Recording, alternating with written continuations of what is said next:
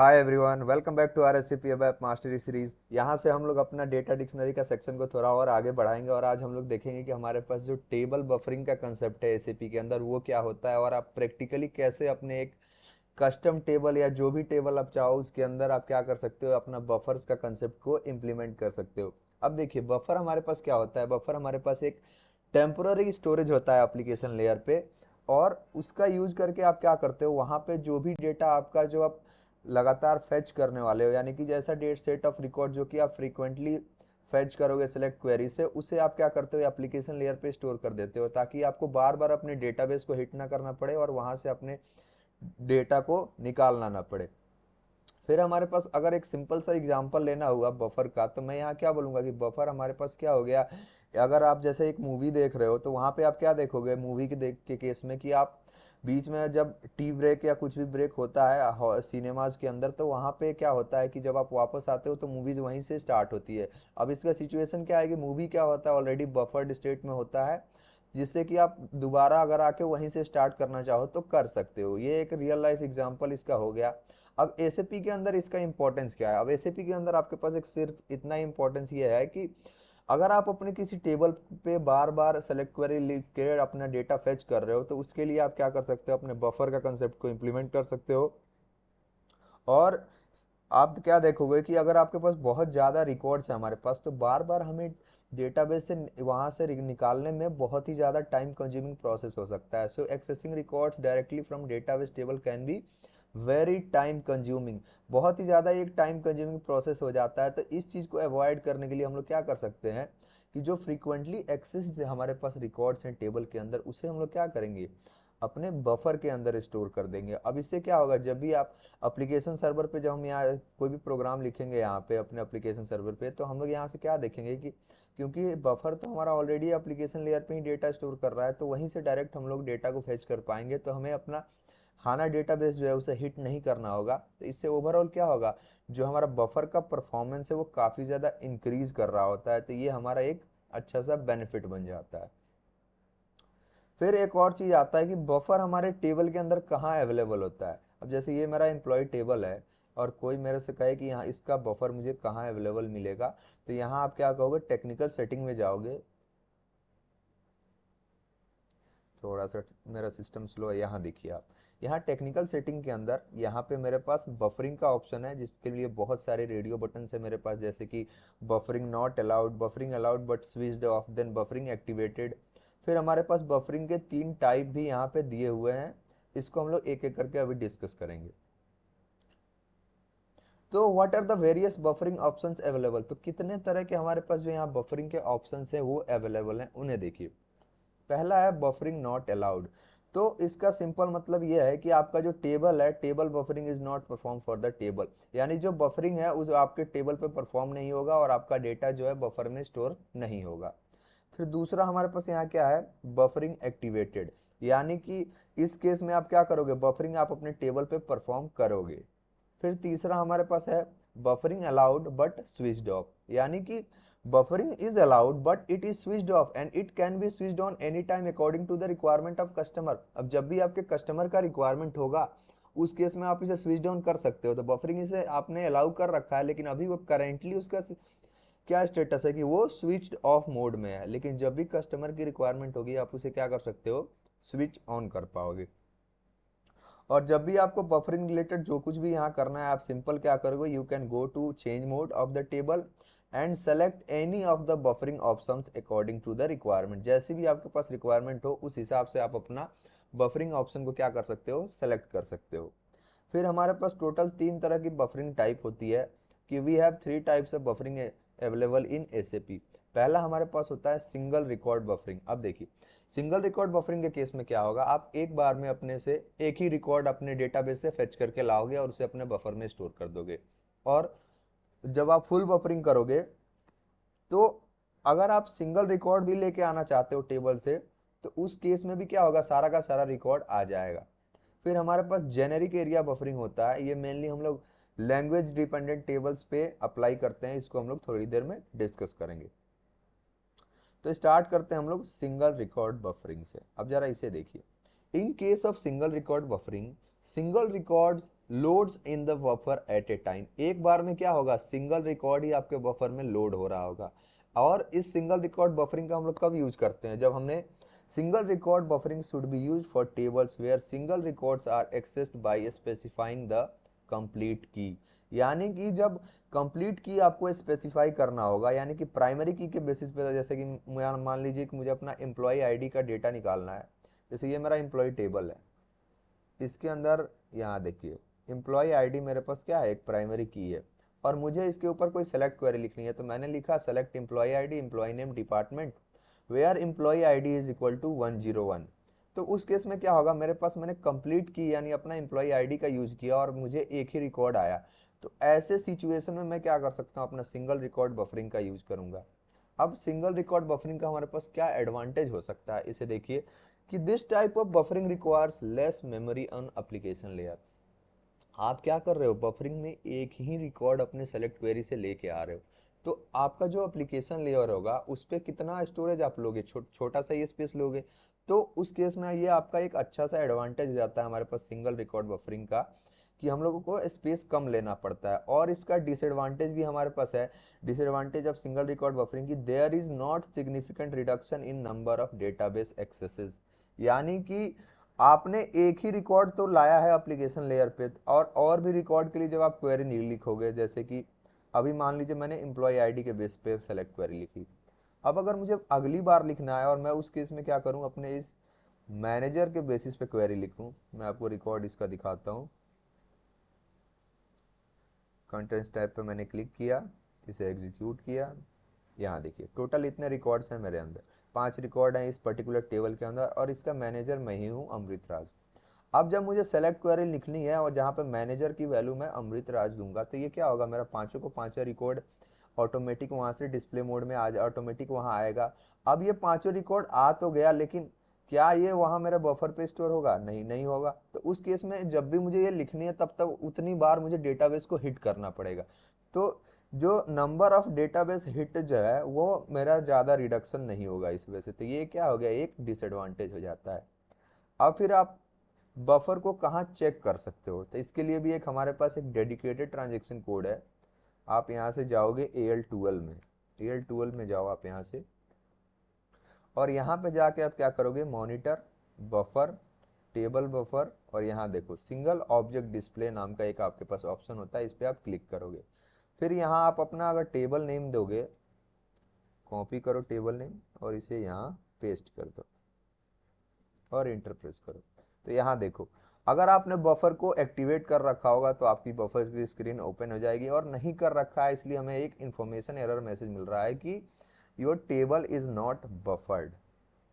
अब इसका रीजन क्या है, आप यहाँ टेक्निकल सेटिंग में जाओ और यहाँ देखो आपको क्या होगा, यहाँ पे आपको ये मिलेगा कि आपका जो बफर है वो नॉट अलाउड है।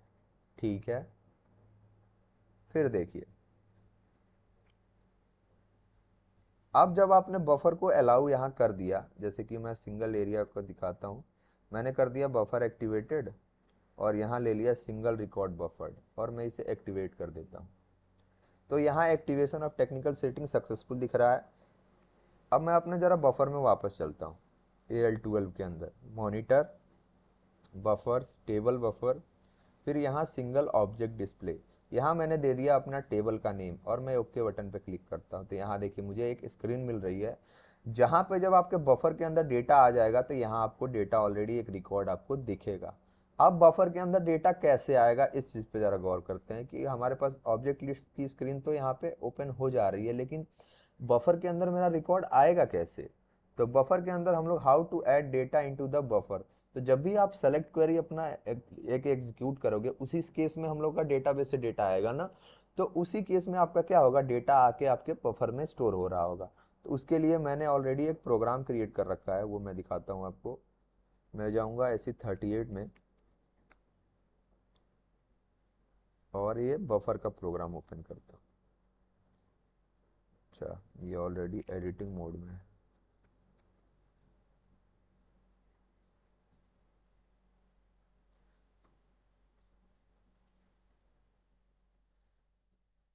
हाँ, अब देखिए मैंने क्या किया, अपने एम्प्लॉय टेबल से 4 कॉलम ले लिए और उनका एक इंटरनल टेबल क्रिएट कर लिया है।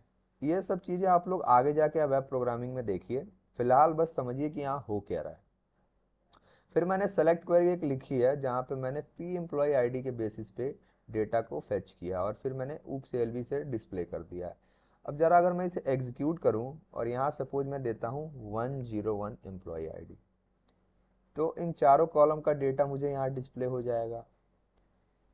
अब अगर आप अपने बफर के अंदर जाओ और रिफ्रेश करो तो यहाँ देखिए आपके पास क्या हो रहा है, बफर का रिकॉर्ड आ चुका है।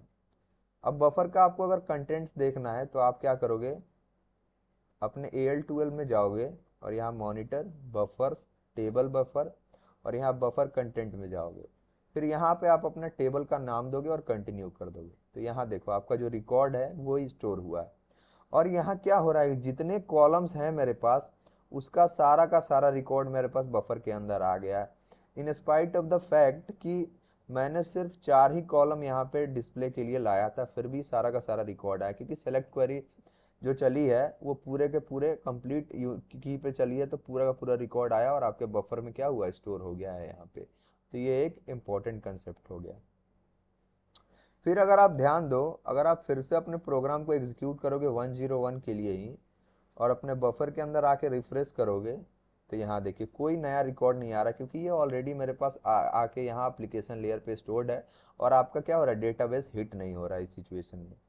पर वहीं अगर आप 102 करोगे, 102 के लिए एग्जीक्यूट करोगे तो यहाँ देखिए इस बार क्या होगा, आपने बफर को रिफ्रेश कीजिए तो यहाँ पे आपके बफर के अंदर यहाँ मल्टीपल डेटा इस पर आपको दिखेंगे। ठीक है, तो इस तरह आपने अपने बफर का कंटेंट्स को चेक कर लिया। अब नेक्स्ट थिंग है हमारे पास कि फुल रिकॉर्ड बफरिंग हमारे पास क्या होता है। अगर मुझे फुल रिकॉर्ड बफरिंग क्या है तो वो क्या होता है, मैंने अभी थोड़ी देर बताया था कि आप कोई भी क्वेरी लिख लो, लेकिन फुल रिकॉर्ड बफरिंग के केस में क्या होगा, आपका सारा का सारा जो रिकॉर्ड है एक ही बार आपके बफर में आ जाएगा। अब मैं आपको यहाँ दिखाता हूँ, आप अपने टेबल में चलो और टेबल के अंदर जाके आप बफरिंग नॉट अलाउड करके एक्टिवेट कर दो। अब जैसे ही आप अपने बफर को रिफ्रेश करोगे आपका ऑटोमेटिक बफर का डेटा रीसेट हो जाएगा, ऑटोमेटिक रिमूव हो जाएगा। अब इस बार हम लोग लेते हैं full record buffering, fully buffered लेते हैं। अब इसे क्या करते हैं, एक्टिवेट करते हैं। अभी करंटली मेरे बफर में कोई भी डेटा नहीं है क्योंकि मैंने कोई क्वेरी नहीं लिखी है। अब मैं प्रोग्राम पे चल के ज़रा इसे 101 के लिए एग्जीक्यूट करके देखता हूँ क्या सिचुएशन है। मैं 101 पे गया और इसे एग्जीक्यूट कर दिया तो एक रिकॉर्ड मेरा सेलेक्ट क्वेरी से आया, लेकिन क्योंकि ये एक फुल रिकॉर्ड बफरिंग हम लोग कर रहे हैं, जैसे ही मैं रिफ्रेश बटन पे क्लिक करूंगा मुझे क्या दिखाई देगा, सारा का सारा रिकॉर्ड मेरे बफर के अंदर आके स्टोर हो गया है। अब इसका जरा एडवांटेज देखिए कि इसका एडवांटेज क्या हो जाएगा कि there is a significantly reduction in number of database access. तो जितने टाइम आप डेटाबेस को हिट कर रहे हो उसका नंबर क्या हो गया, इससे डिक्रीज हो गया। और इसका डिसएडवांटेज क्या हो जाएगा कि ये हमारा जो एप्लीकेशन लेयर पे स्पेस है वो हमें अब ज़्यादा चाहिए होगा क्योंकि हमें सारा का सारा रिकॉर्ड लेके आ रहे हैं, तो ऑटोमेटिक ये ज़्यादा स्पेस तो ऑक्यूपाई करेगा ही। फिर एक और चीज़ यहाँ पे है कि फुल रिकॉर्ड बफरिंग का हम लोग यूज किस केस में करते हैं, तो जिस टेबल के अंदर आपके पास मास्टर रिकॉर्ड होते हैं, यानी कि एक ऐसा रिकॉर्ड जो कि फ्रीक्वेंटली एक्सेस तो हो रहा है लेकिन चेंज वेरी रेयरली। मैंने ऑलरेडी आपको बताया था कि डेटा क्या होता है, हमारे टाइप्स ऑफ एसएपी डेटा कितने तरह के होते हैं। मास्टर डेटा के अंदर हम लोग क्या करते हैं, ज़्यादातर रिकॉर्ड को लेके तो आते हैं लेकिन चेंज कम करते हैं। फिर जो हमारे पास ट्रांजेक्शनल डेटा है होता है, ट्रांजेक्शनल डेटा के केस में आप क्या देखोगे कि वो बहुत ही ज़्यादा चेंज हो रहा होता है और उसका एक नंबर काफ़ी तेज़ी से इंक्रीज कर रहा होता है, जैसे कि बैंकिंग ट्रांजेक्शन वगैरह हो गए। तो एक ऐसा टेबल जो कि स्टोर ट्रांजेक्शन डेटा कर रहा होता है वो हमें कभी सूटेबल नहीं होगा, इसलिए आपको फुल बफरिंग के लिए उसको प्रीफर नहीं करना चाहिए, हमेशा मास्टर डेटा वाले टेबल को आप प्रीफर करोगे। तो फुल बफरिंग कैसे आप करोगे वो मैं आपको बताता हूँ। ऑलरेडी आपने देख लिया कि फुल बफरिंग का क्या सिचुएशन है। आपको बस क्या करना है, आप जाओगे यहाँ टेक्निकल सेटिंग में और यहाँ जाके बफरिंग एक्टिवेट करके यहाँ पे फुली बफर्ड को सेलेक्ट कर लोगे। फिर नेक्स्ट थिंग क्या है हमारे पास कि एक और इम्पॉर्टेंट चीज है कि if we are changing some data in the table through SM30 then SAP will automatically refresh the buffer and entire data will be removed from the buffer. Let's see this by example. अब यहाँ देखिए हमारे पास ये record है 5 और मैं यहाँ से चलता हूँ अब अपने SM30 में।